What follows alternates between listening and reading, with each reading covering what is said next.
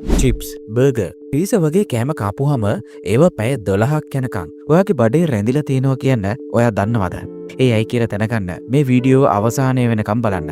මේ තමයි විවිධ ආහාර සහ පාන වර්ග ඔයාගේ ආමාශයේ රැඳිලා තියෙන වෙලාවල්. අංක 1. ජලය. විනාඩි 10ත් 20ත් අතර කාලයක්. ජලය ඉක්මනින් ආමාශයෙන් පිට වෙනවා. බොහෝ විට මිනිත්තු 10ත් 30ත් ඇතුළත. විශේෂයෙන් හිස් බඩක් මතදී. අංක 2. පළතුරු සහ එළවලු. විනාඩි 30ත් 40ත් අතර කාලයක්. අමු පළතුරු සහ සමහර එළවලු සාපේක්ෂව වේගෙන් දිරවනවා. ඒක සාමාන්‍යයෙන් මිනිත්තු 30 සිට 60 දක්වා වෙන්නත් පුළුවන්.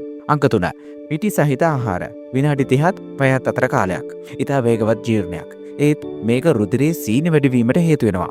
ඒකට හේතුව මේ වගේ තන්තු නොමැතිකම නිසා බඩවැල් තුල බැක්ටීරියා සහ ආහාර දිරවීමේ ගුණාත්මකභාවය දුර්වල වීම.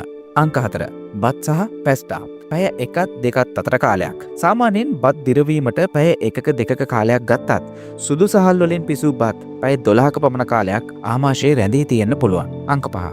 මස් සහ මාළු. පැය 4ත් 6ත් අතර කාලයක්. රතු මස් සහ තෙල් සහිත මාළු වැනි ප්‍රෝටීන් බහුල ආහාර ජීර්ණය වෙන්න වැඩි කාලයක් ගත වෙනවා. අංක 6. චීස් සහ බටර්. පැය 6ත් 8ත් අතර කාලයක්. චීස් වගේ මේද සහිත ආහාර ජීර්ණය වීම මන්දගාමී වෙන්න පුළුවන්. බටර් වගේ පිරිසිදු මේද සහිත ආහාරවලට තනිව වේගෙන් ජීර්ණය වෙන්න පුළුවන් වුණත් එය ජීර්ණ ක්‍රියාවලියේදී මන්දගාමී වෙනවා. අංක 7.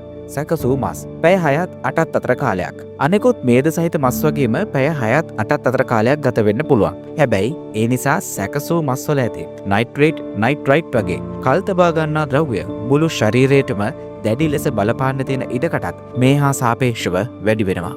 අංක 8. චිප්ස්, බර්ගර්, පීසා වගේ ආහාර. පැය 6ත් 12ත් අතර කාලයක්. මේවයි මේදය, සීනි සහ පිරිපහදු කළ කාබෝහයිඩ්‍රේට් අධිකයි. බොහෝ වෙලාවට තන්තු හා පෝෂ්‍ය පදාර්ථ අඩුයි.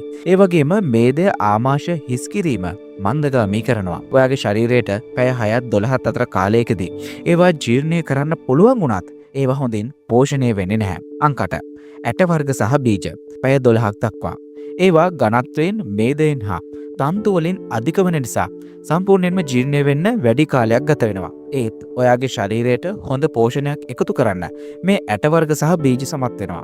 ආහාර වර්ග, පරිවෘත්තීය ක්‍රියාවලිය, ක්‍රියාකාරීත්වය, සඩලනය සහ බඩවැල් වල සෞඛ්‍ය මත සම්පූර්ණ ආහාර ජීර්ණ ක්‍රියාවලිය මුඛයේ ඉඳන් වැසිකිළිය දක්වාම පැය 24ත් 72ත් අතර කාලයක් ගත වෙන්න පුළුවන්.